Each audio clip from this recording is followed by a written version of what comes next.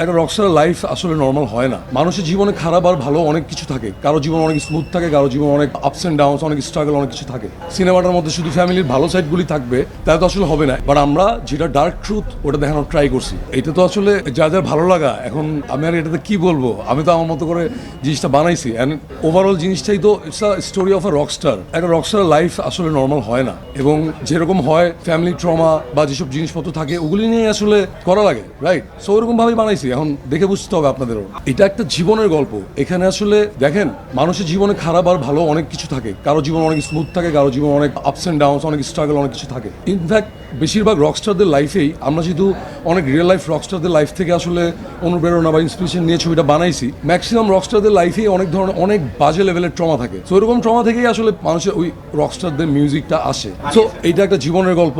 একটা জীবনের মধ্যে এখন আমরা যদি সবসময় শুধু ভালো এক্সপেক্ট করি যে আচ্ছা সিনেমাটার মধ্যে শুধু ফ্যামিলির ভালো সাইডগুলি থাকবে, তাহলে তো আসলে হবে না। এই গল্পটা ওইরকম না। এই গল্পটাও ফ্যামিলিরই গল্প, জীবনেরই গল্প। বাট আমাদের এখানে আসলে কিছু পজিটিভ জিনিস আছে, বাট আমরা যেটা ডার্ক ট্রুথ ওটা দেখানোর ট্রাই করছি। সো এটার জন্য হয়তো কারো ভালো নাও লাগতে পারে। ওই রকম আমি একদম বলবো না যে পার্টিকুলার আমি এরকম জায়গার মানুষের জন্যই বানাইছি, এরকম না ব্যাপারটা। বানাইছি আমি আসলে সবার জন্যই।